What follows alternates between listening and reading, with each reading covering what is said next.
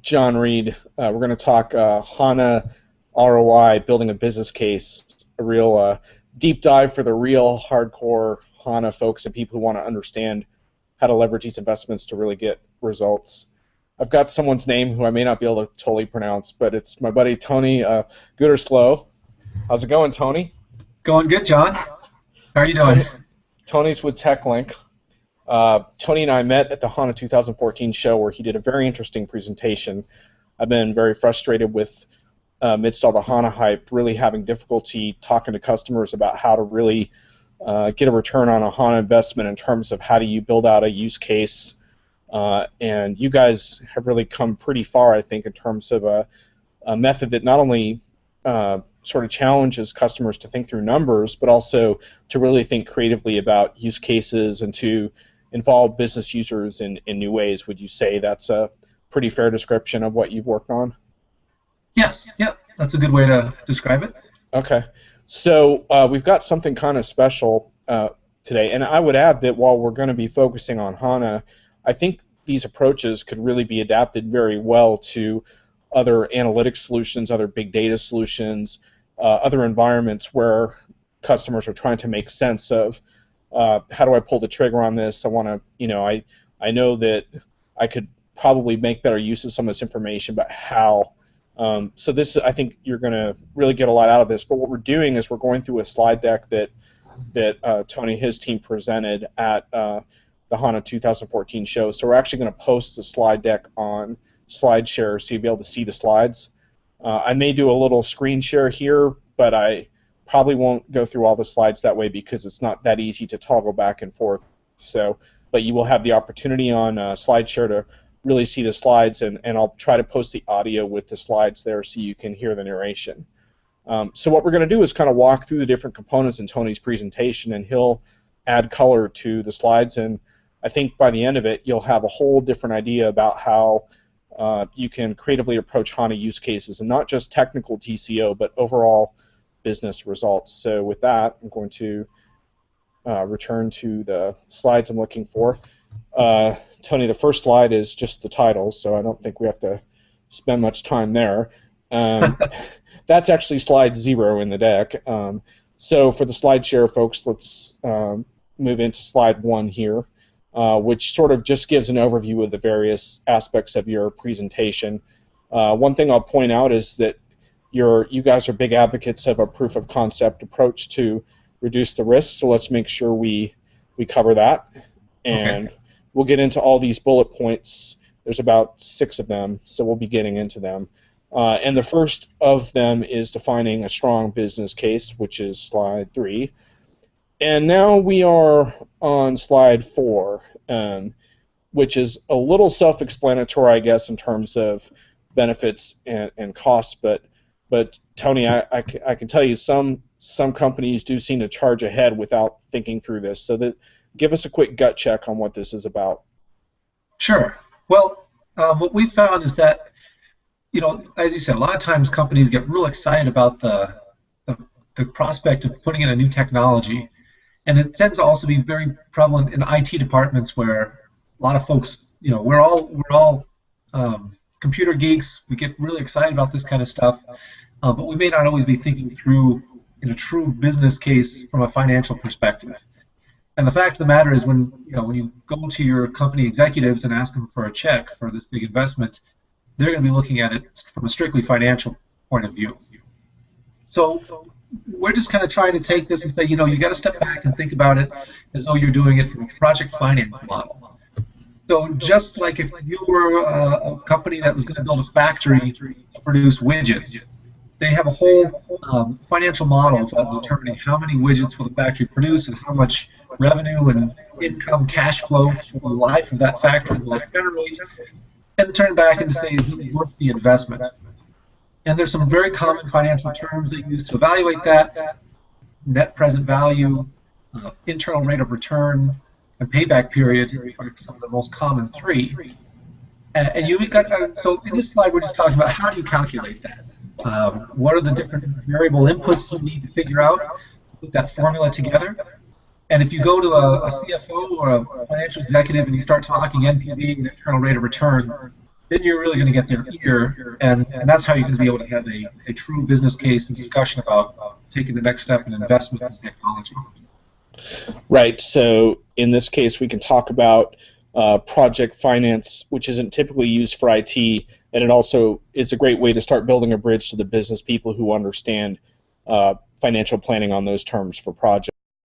Now we're moving into slide number 4, which introduces your net present value algorithm that you have here, which is something that is actually available online. So we'll include a link to that. But right, and so it's not my algorithm. This is the commonly accepted financial formula. You can find this at any MBA class or at any financial website. So. Right, right. And through the course of our presentation, we'll go through some of these different numbers and how they get plugged in the case of HANA. So that's one piece of the puzzle. Right. So there's an immediate caveat in slide number 5, which is that a lot of these inputs are not easy to quantify, including the difficulty of projected lifespans and taking into account risk. Is there any big takeaway from this slide? Well, I think so. I think the biggest takeaway is that unlike a factory that's building widgets, it's a little bit harder to actually put numbers around the value and some of the different things with IT. You know, in the previous slide we talked about there's the 4 key inputs you need. The benefit or value, or from a financial term we would call the cash flow, the cost, and then the time, and finally the risk. Now, of these 4 things, cost is probably the easiest one. And a lot of times, you know, when IT folks, that's all we focus on. How much is the licensing? How much is the hardware? What's the project resourcing cost going to be? And everyone races to figure out the costs. And of course, you need to know that. But the other 4 things kind of get ignored or overlooked a lot of times. And so, oh yeah. Yeah, what were we going to say? I was going to say, so you know, probably the most important when you figure out a business case is you got to understand also what the benefit's going to be and put a number on it. Right. And from IT, we always struggle with that because a lot of times IT and technology is an efficiency play. And HANA especially, when we talk about making things go faster, accelerating your analytics or your data warehouse or other technical processes. And so how do you go about putting a dollar figure on that? How much is it worth to your organization to have faster reports, to have, you know, faster data loads? And that's where a lot of people get stuck, and that's where they kind of end right there and say, well, you know, we're already pretty fast, and, you know, what's the difference going to be if we speed them up a little bit? Is it going to equal real savings? A lot of times they say, well, you know, it's not going to mean a headcount reduction, it's just going to mean people are a little bit more productive. But is it really worth the significant cost that a HANA project really entails? Right. It's a pretty limited use case, and the challenge, of course, with these numbers is that you can create funny numbers pretty quickly, like, you know, how do you come up with a realistic number for risk, for example, and some of your future slides are going to help us, I think, with that aspect of it. So let's press on. Yeah. So here's a couple with there's some proven steps for filling out some of these numbers. Any comments on this? Yeah, so we have put this methodology together, and that's what my presentation's about.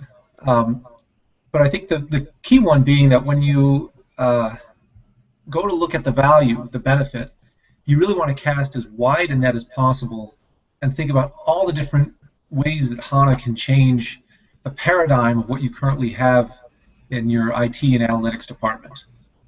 And so it can be a lot more than just speeding up reports, but enable a whole lot of different things. And so we work through this process where we go through and evaluate, start with, instead of saying, well, what are all the things HANA can do, first evaluate and identify all your critical business processes and figure out what are the key value drivers. How can each area of your business improve? And then look at it through that lens to see, well, how can we leverage HANA to do that? So we'll get into that in the future slides too. But when we start talking about things like real-time data, being able to integrate multiple sources of data like point of sale or syndicated data, being able to reduce any type of overnight lag, would give people the ability to drill down to the most granular level of detail without having any performance concerns. That's where we start to see some light bulbs go off and new value drivers come out that they might not have previously considered. Right. So it's a pain points and opportunities discussion. Let's press on. Now we're in slide 7. Now we're looking at some of your recommendations for the time and the risk components of that formula. Any comments on that? Well, time can be pretty straightforward. Usually you'd want to stick with your standard depreciation schedule. So a lot of companies will have a standard depreciation accounting schedule that they use for software and hardware.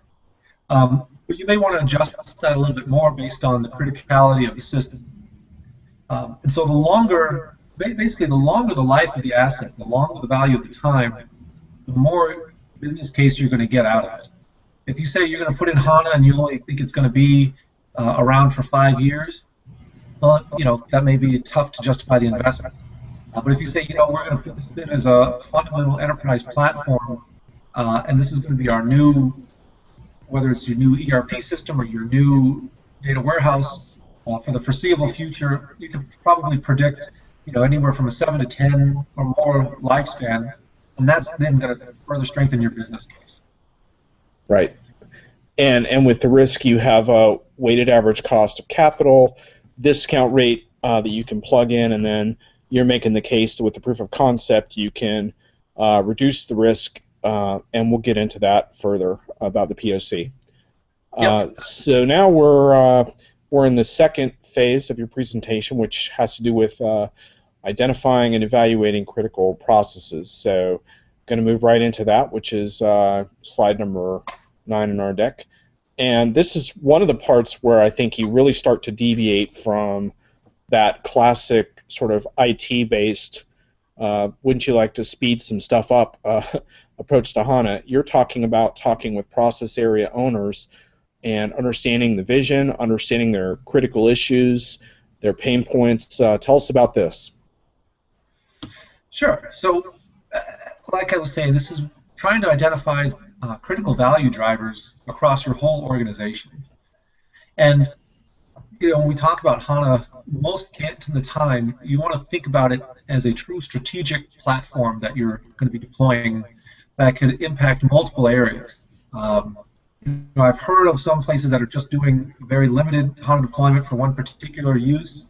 But if you really want to build a holistic business case, we recommend doing a much more broad strategic approach, which enables you to really cast this very wide net across all your enterprise processes. So in the slide, what I'm kind of laying out is just an example of an interview map of going to talk to the different process owners. But you want to go across all the different functions of your business. And with each one, you want to understand what's their strategic future vision, what are their current pain points, and also what are the things that they do on a daily basis, what's the day in the life of, and how could HANA or new technology make it better or open up new opportunities for them.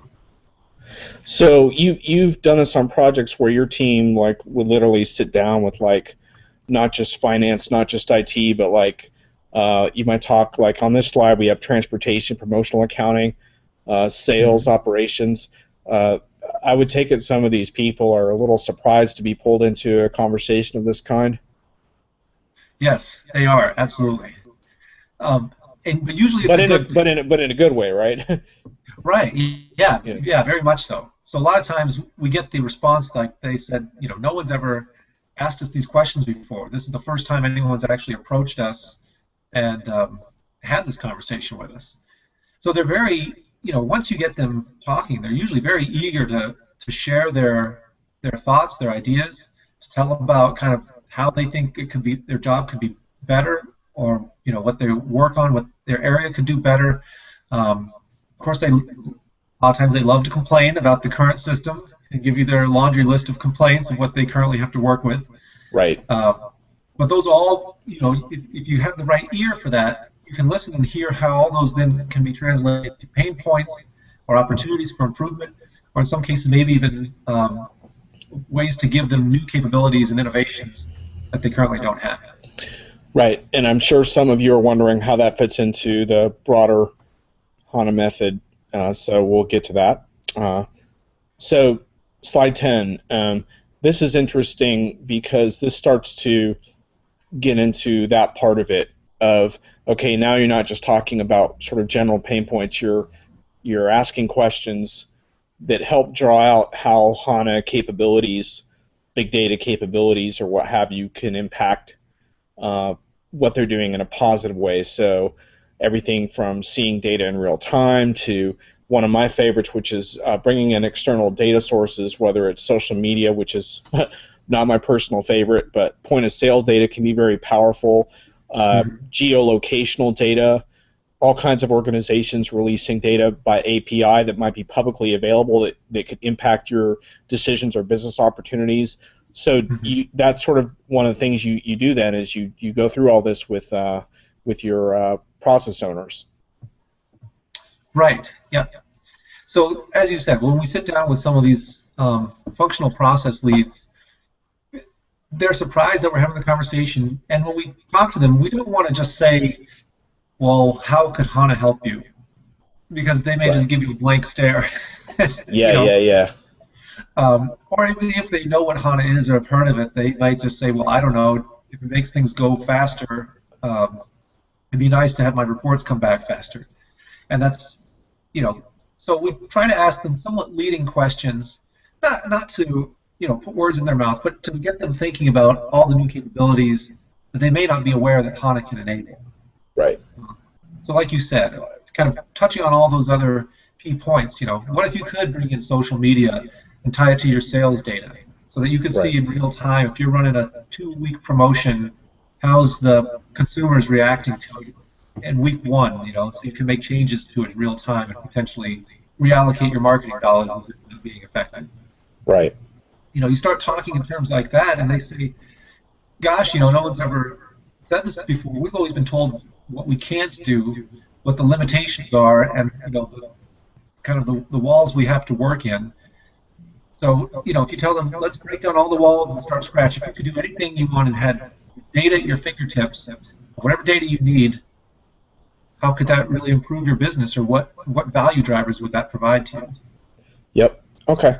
So at this point, we've got a lot of good information on the struggles, the challenges, and also we've begun to kind of prod and pry a little bit on what the opportunities could be, knowing some of the things that HANA can do. So now we're going to move on to slide 11, which kind of shows that the goals of some of these interviews, business drivers, processes, KPIs and metrics, pain points, existing gaps and shortcomings. These are some of the key things that can come out of these process owner discussions. Any quick comment on that? No, I think that's it. Okay. I think with the KPIs and metrics, I had that as a bullet. Most of the time, they already know what their KPIs are, but I guess it's rather how if you could improve one of those KPIs, even by just a small percentage or a small amount, what type of business impact would that have? Right. So there's if they're talking about KPIs like we do a lot of work with consumer packaged goods companies, so they track case fill rate very closely, and that's one. If you can tell them maybe you're going to get a better, slightly improvement in case fill rate because you're going to have real-time data, you'll be able to see what's getting loaded on the trucks as they're getting ready to ship out, rather than having to wait until the next day. Yeah. That's just an example, but you start talking about those KPIs and say if you could get some slight improvements on them, what does that translate into business value? Right. Okay, slide 12. So we're looking at some of the business drivers and trying to understand the impact. Any thoughts on that? Yeah, well, here we're just getting into a little bit more of our kind of our methodology of how we collect all those. So we're having these interviews and we're asking these pretty open-ended questions, and we're capturing everything that they're saying, but then how do we translate that then into actual value drivers that we can collect and turn into a business case. So, for So we try. example, just a quick question there. So, you have everything as drivers. We have everything from revenue generation to cost reduction to operational efficiency to new capabilities to customer satisfaction, and then there's an impact scale. So, is the goal to kind of assign the level of impact to each of these drivers based on is there a standard impact, or is it more like company by company what their priorities are? Or? Sure, it would be company to company by what their Mhm. priorities are, what their line of business is, what they perceive to be their biggest challenges and areas where they Okay. want to focus and grow. Um, I think a lot of companies that are in the same industry are probably going to have very similar impacts on some of them. Yeah. But it may vary by industry or each company's operating model. Right. All right. Let's have a look at what's next. So now this next slide 15, it kind of drills out some examples of pain points, some of the drivers which could vary, some of the benefits, and then the level of impact. And I'm seeing here that the way that you structure this slide, it looks to me like the top one kind of has the highest impact because it has the most drivers and by far the most benefits. And this one, in this case, is difficult. The pain point is difficult to analyze pricing by region, leading to potential lost opportunities to optimize pricing on a regional basis. There's a number of drivers, and then there's quite a lot of benefits. So is this the kind of thing you run into where a lot of times when you go through these, there's one or two that are the highest impact? Yes, that's pretty common. We'll find one or two that maybe have the highest impact, um, and then quite a few others that may have medium or low impacts. Mm-hmm. Um, as you can gather, in this case, from this example, if they were to be able to more dynamically adjust pricing by region, that's going Right. to drive more revenue, probably increase their sales. Also, it provide some cost savings because if they're underpricing in an area where they could price higher, they're missing some opportunity there. Also, improve customer service, making sure that they're pricing at the right level uh, that their consumers will be most pleased with. So, easy to understand how there's a lot of different drivers from something like that. Right. Um, you know, So does that then become like one of the top candidates for? I don't want to get too far ahead of ourselves. We'll get to this, but that becomes one of the top candidates for a HANA proof of concept. Then is the things that surface from this process. right, exactly. So, Mm-hmm. yeah, as we go further, we talk about doing a proof of concept. So Mm-hmm. we would pick maybe one of the top 3 or 4 drivers, especially if they could all be done within a single project, and do a proof of concept on those to prove out that they can really be done. Gotcha. Okay. Um, One of the other things that comes out of this is we would then kind of build a roadmap of what different solutions should be deployed. So, and that's coming up in the next few slides, but we talk HANA, that's a pretty broad thing. There's a lot of applications, a lot of use cases, a Right. lot of solutions on HANA. Um, and so, we may identify 50 different value drivers or process areas where they could be improved. That may not all be all on the same single project on HANA. If we say we're going to roll out financial reporting on HANA, that may only address 5 or so of those different value drivers. Right. So we may Okay. end up creating a roadmap that has 4 or 5 different projects in it over the next year or so to address each one of those. Gotcha. All right. Well, let's get to that. So now slide 14 is sort of an overview slide where we're now we need to really understand the uses and benefits of SAP HANA. And I'll just make my comment there, which is that I find that a lot of customers' understanding of what HANA is capable of is still somewhat limited sometimes. For example, they may not know about all the startup applications and the add-ons available in the HANA marketplace and so forth. So that's part of what we're going to get into here. So now we're slide 15, and you make that exact point in slide 15, which is new capabilities and applications are coming out like rapidly, and so the HANA marketplace SAPHANA.com has a ton of information on use cases. There's also a massive use case wiki on SCN that's pretty cool. Yeah. So your point is we can't build a business case just yet. We now we have to understand all these different pieces of HANA and how they might fit into a project scenario. Right. Yes.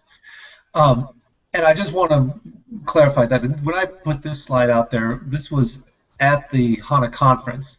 So there was probably about 50 additional sessions that were diving into all the other different use cases of HANA. So I didn't want to spend a lot of time trying to cover each one of them in this particular presentation. But certainly we've got plenty of material on that, and you know, that alone could be a whole separate presentation just talking about all the HANA use cases and solutions. Right.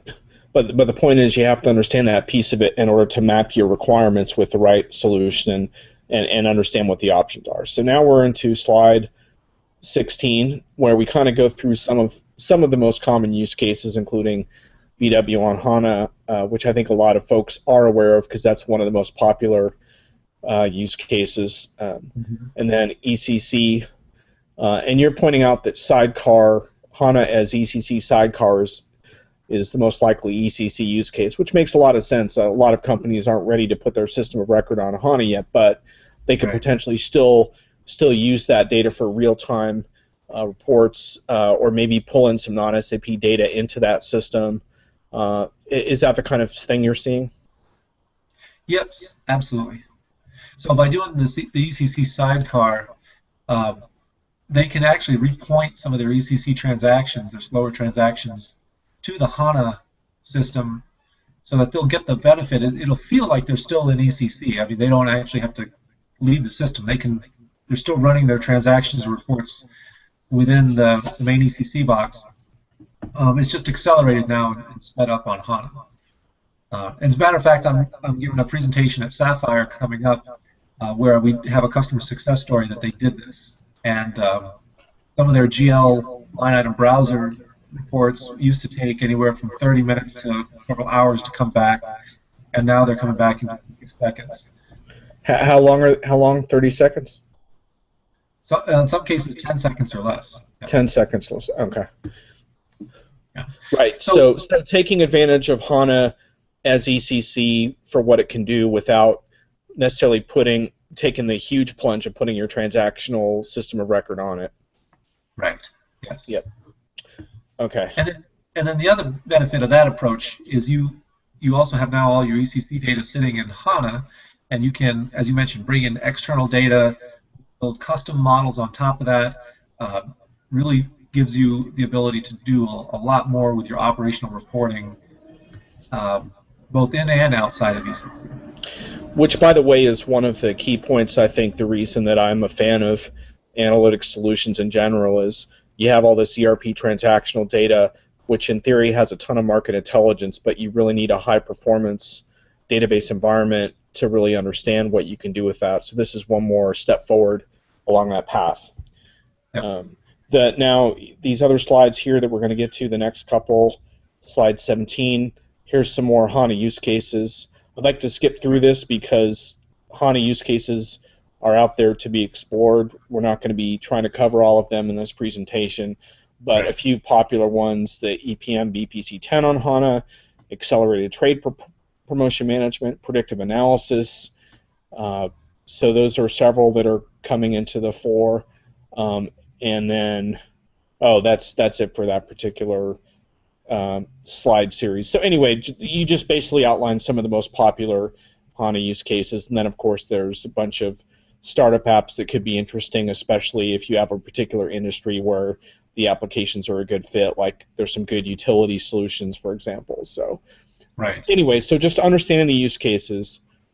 Now we slip ahead to number 10, which kind of connects some of the applications with some of the value drivers, which also sort of makes sense. So depending on what your agenda is, whether you're trying to improve service or reduce cost or increase operational efficiency or what have you, the same 5 value drivers we covered earlier, there's going to be different corresponding HANA solutions that best address those areas. So with innovation, it might be predictive analysis.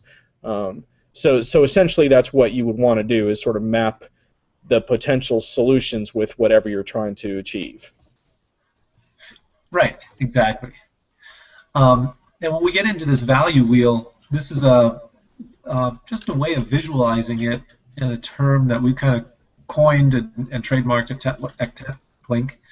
But like you said, it's you're just taking everything you identified as during those interviews as the value drivers, mapping them, having mapped them to the different HANA solutions, and then really start to plug them into. We have a calculation template, and then that lets you start to visualize and rate and prioritize those based on which area is going to give you the most bang for your buck. Yep, makes sense. Okay. Slide 19. So now we're going to move into the next section of the presentation. We're a little more than halfway through, FYI, folks. And this is about creating a HANA value wheel, which is what you just referred to. So the next slide, on slide 20, is the HANA value wheel. Essentially taking some of these drivers and putting them together, and these are the building blocks for the business case that we're going to get to, right? Right. Yep. Exactly. Yeah. So slide 20 just kind of gives an overview. I think one of the other important things is here is where we actually start to put dollar values on those. Okay. So and this was something we also tried to capture during the interviews, but asking people for their best guess estimate. And I guess we'll get to that when I get to the next slide after this. But starting to put dollar values on there, and then also starting to put in a discount rate or apply a risk factor as well. And that's where the risk part of that net present value formula comes in. And that was one of the things that I liked best about your presentation, by the way, was that you didn't run away from the issue of risk like a lot of vendors hyping HANA do, but you also didn't take a fear-based thing on risk either, but a pure mathematical approach to risk, which to me is what risk management is all about, is doing your darndest to come up with an accurate mathematical figure for risk based on the scenario. So I think that's important. Now we head to slide number 21, which I guess sort of takes a look at the limitations of current business processes, capabilities that HANA could provide, and then opportunities. How does this fit into everything? Well, this is really taking that next step where we say current state limitation, but really that's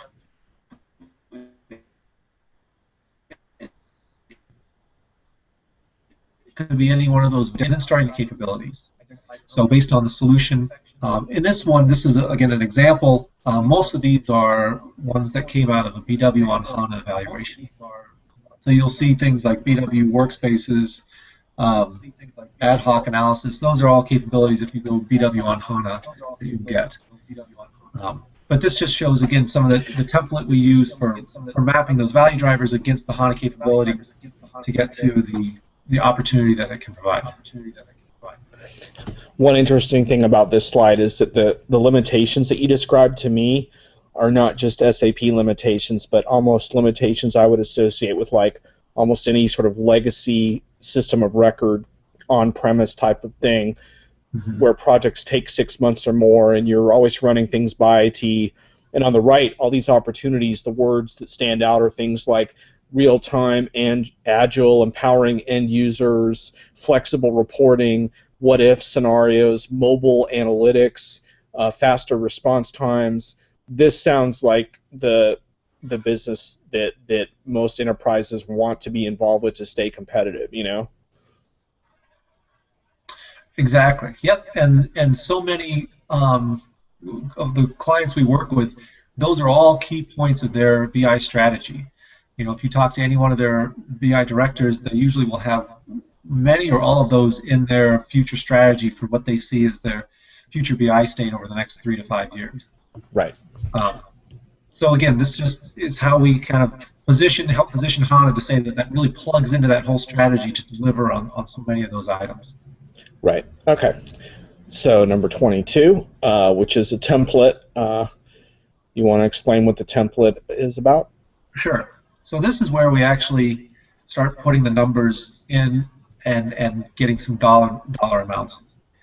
So again, coming out of those interviews, we ask the process area owners, give us your best guess. As we talked about, if you could improve one of your KPIs by X amount, what's the best guess, highest possible business value that would give you? We really do ask them to see if they can put a number on it. Now, a lot of times, they may say, well, I don't know, maybe it's this, maybe it's that, but highest possible, the highest range, if you want to shoot for the sky, give us a dollar value on it. And so that's where we take that and put that in that estimated ROI column. And then we follow that up with how certain are you that could be achieved. Right. We ask for the highest one, but then we want to apply that discount rate or that risk factor. Right. So you've got a number for your goal for ROI, how often you could achieve that. In this case, it's annually, and then you have what's a likelihood, and you're modifying for risk, and now you're getting a net present value number. So this we're beginning to build into the mathematics behind your presentation, which we're going to get to a little further here. So let's continue along. Sure. So what's going on with slide 23? So slide 23 is now just showing a sample of, we do that for every single one of those value driver line items that we identified. Okay. So, and we do it for each slice of the value wheel. So here I'm showing a sample of one where we just did it on, in this case, IT cost savings. As far as with this sample, they were going to replace their current Oracle database with HANA. So you'll see there's some options there where they were going to be able to eliminate some of their Oracle maintenance and ongoing costs there, as well as some opportunities, cost savings they'll get by speeding up their ability to deliver agile BI models and lowering their SLA breaches. And so we would take this, but this is just one sample. We would do the same thing again for the areas of customer service improvement, innovation and new capabilities, revenue generation, all the different slices of the all the different pieces. Gotcha. And so just for clarification, this digging into the numbers for each of these, this is before any proof of concept ever happens. You're still kind of building the overall understanding of what you might accomplish. Right. Exactly. Okay. Yep. And again, like I said, on the estimated ROI, we ask them for the highest possible value. So a lot of times they give a range. It's very common. They say, well, it could be between X and Y. We want to take the high end of the range because then, we're saying we're going to put a risk factor on that. So we're not saying that you're 100% certain you're going to get that. But we want to go high and then factor in that discount rate to get a true estimate of what we think it would be. Gotcha. Okay. Slide 24, and this is an example where you've illustrated the value wheel, and you've broken it down also in terms of departmental area, finance, IT, logistics. Tell us about that. Sure. So here now is you get to the final piece of it where you've built your whole value wheel across all the different areas, and we've got different ways that we can look at it. So we could look at it by the different the different value drivers we described earlier, or we have the ability to look at it by department. We could look at it by business unit. There's a lot of different ways that you can break that down. And what it starts to give you, and this is like an example of the final value wheel, that picture of where you're going to get the biggest bang for your buck when you deploy HANA. And that then lets you start to plan out, all right, if I'm going to do a roadmap for deploying HANA, which areas should go live first? What are the first projects that I should plan to roll out? And then potentially also, how should I seek to get this funded? Depending on how your organizational cost structures are set up, maybe IT shoulders the full burden, or maybe you share it and have, in this example, you can see logistics is going to get a lot out of it, so maybe you ask them to fund 40% of the project cost, and have sales and trade fund 18%, and actually allocate costs to each department based on the estimated ROI they plan to achieve.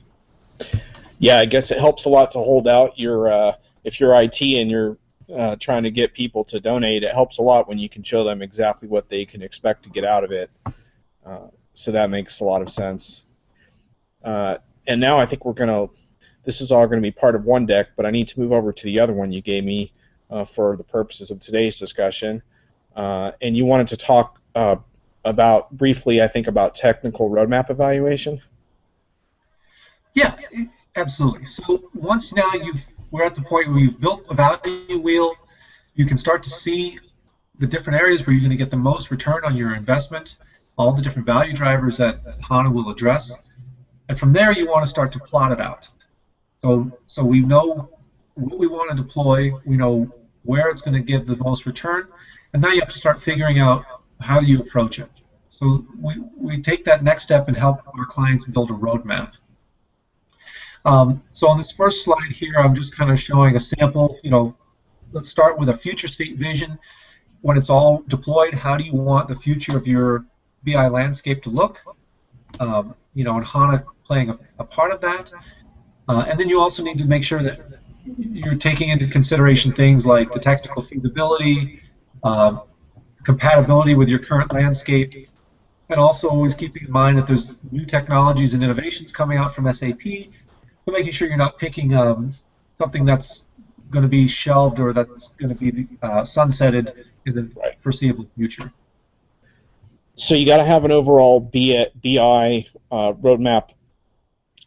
You can't just chart out, okay, here's what we're going to do with HANA. You have to understand how these business cases are going to fit in from an architectural standpoint, so you don't end up with the dreaded technical debt and spaghetti infrastructure later on, and appliances that don't talk to each other. You have to sort all that out on a roadmap basis. Right, exactly. Yep, okay. And then we have another slide, I think, on this topic, which is plotting projects for future deployment. Exactly. And so again, now you know what your future state is going to look like, and now you just need to kind of put together that roadmap of how you're going to get there. And so here I'm just showing some examples. You can prioritize it and say, well, we know eventually everyone's going to be on HANA, but we can only do so much at one time. So maybe you prioritize who goes first based on which one has the highest net present value or internal return rate, which was identified during the business case evaluation. Or you could take into account technical dependencies, like this is our highest priority use case, but we need this technical piece in place in order to do it. So essentially you map it all to a specific calendar. Right, exactly. Okay. And you can see at the bottom here I'm showing maybe you can assign who's funding each of the projects too. So gotcha. This is a sample. Again, in this case it's BW on HANA, but the first half of the year, maybe IT's funding, just rolling out the landscape and doing some of the common global stuff like master data, and then you actually seek business departments to fund each of their particular project migrations. Gotcha. Okay.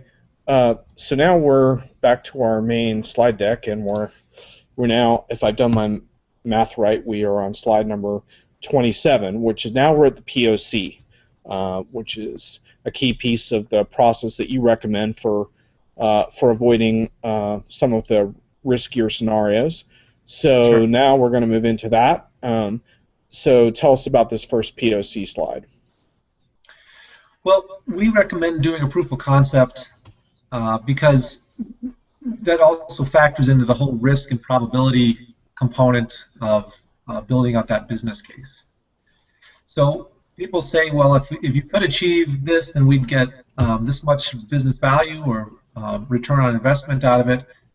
But maybe they're skeptical that it could really be done, or maybe they don't really know if it's possible, technically achievable, based on some complexities they have in their landscape. Or a lot of times we talk to clients, they have so much custom development, customized code, or in-house application. If you want to improve that level of probability and basically lower your discount rate or increase that probability component in our value wheel calculations, the best way to do that is to do a proof of concept.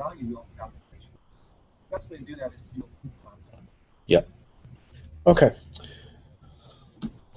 So I'd like to skip over the proof of concept stuff in terms of detail, Sure. just so we can get to the meat of the business case. But you kind of go through in this slide, which is number 29 now, you go through some of the scenarios of proof of concepts, how they can be conducted, and the key takeaway is that now with the technology, you don't have to do a massive internal proof of concept. You can do it on the cloud. You can do it with a partner, with a hosted solution, or you can buy your own sandbox. But the point is, there's a lot of flexibility now. Sure. Yep, and we've done we as a partner we've done that. We have our own lab where we've done proof of concepts for clients. Um, so it's a little bit of a plug for TekLink. We'd like people to use us. Of course, there's other options out there too. Yeah, yeah. So we have on slide number 30, 30 here. It's just an example of a HANA proof of concept. In this case, it was a BPC on HANA proof of concept, correct? Correct. Yeah. So the next few slides, I'm just sharing some results of a proof of concept we did at a client. As you mentioned, it was for BPC. They were on an older version on 7.5, I believe, Yeah. and they wanted to upgrade, and they were trying to determine whether they should just upgrade or also upgrade and move to HANA. And so we helped do that. We took their system, installed it in our lab, performed the upgrade, migrated to HANA, and then in the next couple slides, just showing some of the results that came back and how there really was a dramatic difference across a lot of the things they were measuring by putting it on HANA. Yeah, the interesting thing on slide 31 is that you ran some scenarios of 7.5 on Oracle, 10.0 on Oracle, 10.0 on HANA. So you had different environments to sort of benchmark against each other. In slide 32, we have the POC results where you show some comparisons between a couple of the different benchmarks you ran across various categories, including data loads and ad hoc reporting, and obviously there's some percentage benefits that are fairly significant for each one. So essentially that's a classic POC scenario, but adding some A/B testing kind of features to compare different possibilities for how you could go forward. Right. Yep.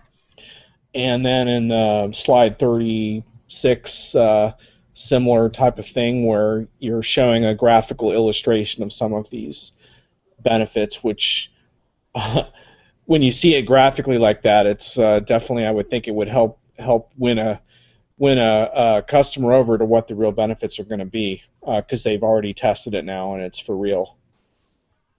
So Exactly. Yeah. let me just ask you one quick thing around POCs. I think the before we move to the final section, the one hesitancy I've seen about POCs is that in the earlier days of HANA, it seemed like the POCs themselves could get fairly elaborate, and then at the end of it, if you didn't decide to go forward, you had devoted a significant amount of resources and time to the POC itself, which of course is better than like a huge project that doesn't work out, but it can still get pretty expensive pretty quickly sometimes. Have you guys seen more of a trend towards a more streamlined approach to a POC? Um, well, yes, we have. So, you want to your point, you want to limit the scope of your POC. You don't want to try and do everything possible, or it can start to balloon out of control as far as cost and complexity. Um, I think you want to approach the POC, taking maybe, like I said, one or two of the top most important value drivers that you identified during the business case. You don't want to try and do every single thing, but take the top ones and Yep. really just try and test out those. Yep. And consider cloud and hosted environments and things like that to make it a little easier if you need to.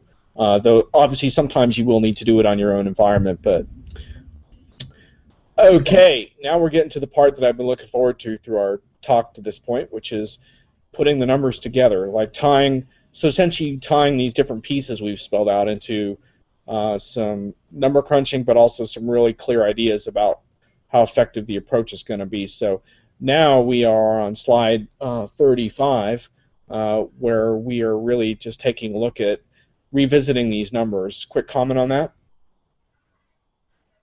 Well, it's just back to that that formula we showed at the very beginning, the net present value formula. We Yep. knew there was 4 inputs that we had to define, and Right. now we kind of walk through how we define each one of those, Right. and just kind of a quick review. The benefits we've collected Yep. by doing our interviews and mapping those critical value processes. The cost, and I didn't really talk too much about it, but that's pretty easy to derive once you've identified the HANA use cases and solutions you Right. plan to deploy, which comes out as part of that roadmap. Time, similarly, I mentioned, what's your expected lifespan, either 5 years, or based on your roadmap, you may have a better idea. And then finally, the risk, we talked on that too, putting in that probability factor and possibly reducing it if you've done a proof of concept. And by this time, with hardware and license costs, you understood your use case, so you've probably had a long, friendly/aggressive talk with your SAP sales representative, and you have some numbers that you could potentially plug in here that you know are going to be fairly accurate. Right. Yes. So here we are on slide 34, and you're showing some examples of how to plug in some of these numbers.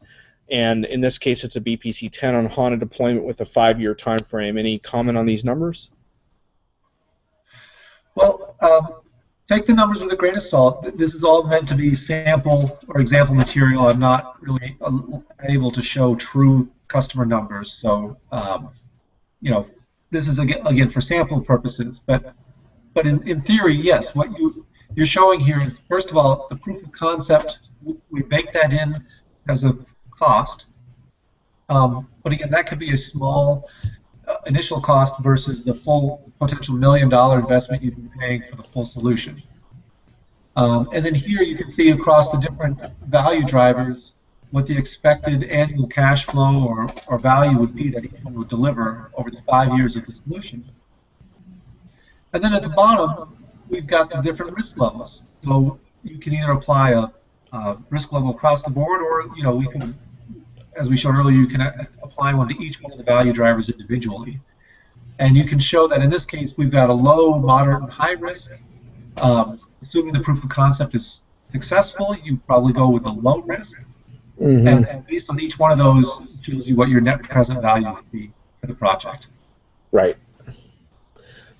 The other interesting thing, I think, Tony, is that I would expect in the years to come that some of that investment money that's all tied into the first sort of year zero, the initial outlay, some of that is going to potentially get spread out over time as other features like subscription pricing, whether it's through the HANA Enterprise Cloud or what have you, that might make these numbers even a little more appealing to certain customers, where if they don't have that cash on hand, they can project that initial investment out over several years and weigh it against the risk a little bit differently. Mm-hmm. Absolutely. So that'll be interesting to see how that plays out. Right. I expect we'll hear more about that. Probably hear more about that at Sapphire, if I had to guess. Yes. Now, I didn't, in this example, I didn't put maintenance costs or support costs year over year. In some cases, you may want to include those.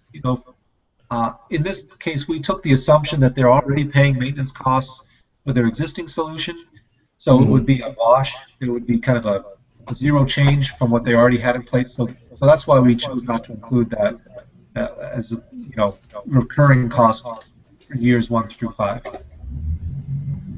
Gotcha. So that's kind of the final stage of that sort of process of putting the numbers together. And so at that point, you have really sort of drilled down on a particular use case. In this case, BPC 10 on HANA. You've been through that whole discussion with your business users, but now you've also really drilled into the numbers. So what happens at this point? What would it be like? Okay, now let's greenlight a POC. Is that sort of the next step? Yes. So usually then the next step would be, hopefully take it and ask for the investment for the POC, and potentially then, based on your roadmap, start to seek the funding for your next few projects. Right. And probably have a better chance of getting approval for the POC because you have risk-adjusted numbers, you have potential benefits broken down into categories like operational efficiencies, and you also have this documentation from process owners, you have delineated benefits by department, so you essentially have a pretty intelligent proposal on how this stuff's going to work, not just, well, we could make this faster and get rid of a couple of servers or whatever. Right. Exactly. Yep. I mean, I would recommend, if people do this ahead of their annual project portfolio planning. So I know a lot of companies have their annual portfolio planning that comes up around mid-year or kind of going into Q3 of their fiscal year. That's the good time to do this before that, so that when you go into that portfolio planning, you have to think there's going to be a lot of different areas seeking funding, a lot of different projects that are going to be put up for approval. So you want to make sure you have your business case created, you have your numbers together, you have done all your homework and legwork ahead of time, and that's going to really give you the best shot to get your projects approved. Yeah, so when we skip ahead here to the final slides, I'm actually on 39 now, but I'm just kind of looking at your summary take-home points, which is kind of what we were already getting into. Yeah. But just kind of going through this again. I think the first of all, we're kind of taking a project finance business case approach, not just a tech-centric approach. We're diving into net present value, which can look like an intimidating formula until we realize that a lot of the values from that can be plugged in based on standard financial operations numbers that are proven or at least accepted by accountants, and then they can be modified for your project based on things like risk adjustments, which a POC can impact. But the really big thing is in my mind, is these interviews with department heads and process owners, because now you've really pulled the business into the entire HANA planning scenario, and you're looking at these analytics projects and these big data projects from a much more collaborative perspective in my mind, and it seems to me that's at the heart of your whole thing here. Absolutely, and you're right. That is the heart of it. Without involving the business, we're finding it can be very tough to make a solid business case when you're only looking at it from an IT perspective for HANA. And that's really just because it's got a high price right now. It's at a premium, and so if you really want to build that case, you really got to loop in the business.